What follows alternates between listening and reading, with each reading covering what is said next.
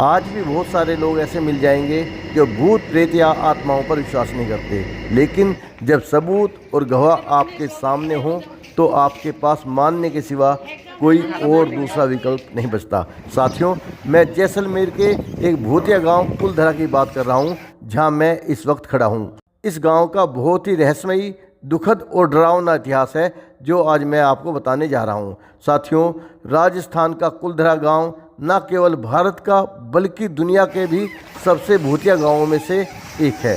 200 साल के बाद में भी ये गांव आज तक फिर से नहीं बस पाया है। इस वीडियो के जरिए मैं आपको उस कहानी के बारे में बताने जा रहा हूं, जहां 5000 लोगों ने गांव को रातों रात खाली कर दिया था और आज तक उन लोगों का कोई सुराग नहीं मिला कि इतने लोग आखिर कहां चले गए।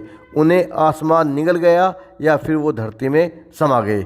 भारत ही नहीं बल्कि सारी दुनिया में भूतिया जगहों में कुलधरा का नाम सबसे ऊपर आता है। राजस्थान के जैसलमेर से 14 किलोमीटर दूर मौजूद कुलधरा गांव, जो पिछले 200 सालों से वीरान पड़ा हुआ है, भूतिया जगहों में आता है। ऐसा माना जाता है कि इस गांव को साल 1300 में पालीवाल ब्राह्मण समाज ने सरस्वती नदी के किनारे बसाया था। कुलधरा गांव मूल रूप से ब्राह्मणों द्वारा बसाया गया था, जो पाली क्षेत्र से जैसलमेर चले गए थे और कुलधरा गांव में बस गए थे। पाली के एक ब्राह्मण कधान ने सबसे पहले इस जगह पर अपना घर बनाया था और साथ में उसने एक तालाब भी खोदा था, जिसका नाम उसने उधनसर रखा था। पाली ब्राह्मणों को पालीवाल कहा जाता है।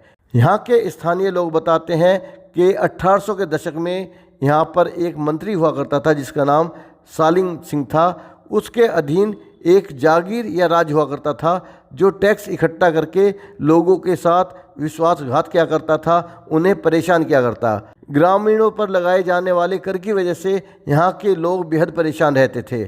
ऐसा कहा जाता है कि सालिम सिंह को ग्राम प्रधान की बेटी पसंद आ गई और गांव वालों को इस पर धमकी दे डाली कि वो मुखिया की लड़की से किसी भी कीमत पर शादी करेगा।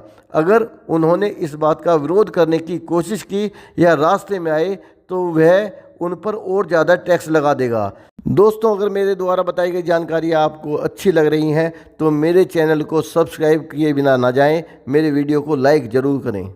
अपने गाँव वालों की जान बचाने के साथ साथ अपनी बेटी की इज्जत बचाने के लिए मुखिया समेत पूरा गांव रातों रात फरार हो गया।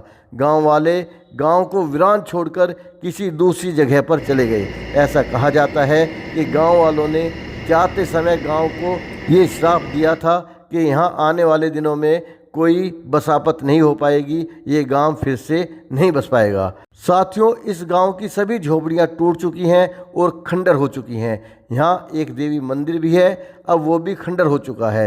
मंदिर के अंदर शिलालेख हैं, जिसकी वजह से पुरातत्वविदों को गांव और उसके प्राचीन निवासियों के बारे में जानकारी इकट्ठा करने में मदद मिली है। गांव में आप रोज़ाना सुबह 8 बजे से शाम 6 बजे तक घूमना फिरना कर सकते हैं, क्योंकि ये जगह भूतिया मानी जाती है। गांव में आप रोज़ाना सुबह 8 बजे से शाम 6 बजे तक घूमना फिरना कर सकते हैं, क्योंकि ये जगह भूतिया मानी जाती है। इसलिए स्थानीय लोग सूर्यास्त के बाद द्वार को बंद कर देते हैं। यदि आप कार से जा रहे हैं तो कुलधरा गांव के लिए एंट्री फीस 10 रुपये प्रति व्यक्ति है।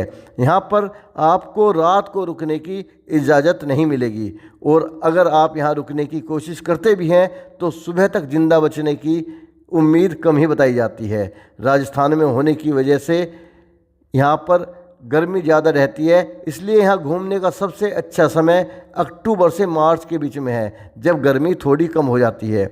कुलधरा गांव जैसलमेर के मुख्य शहर से करीब 18-20 किलोमीटर की दूरी पर है। इसलिए राजस्थान में यात्रा करते समय जब आप जैसलमेर पहुँचते हैं तो आप शहर से कैब ले सकते हैं। ये कैब आपको कुलधरा गांव ले जाएगी।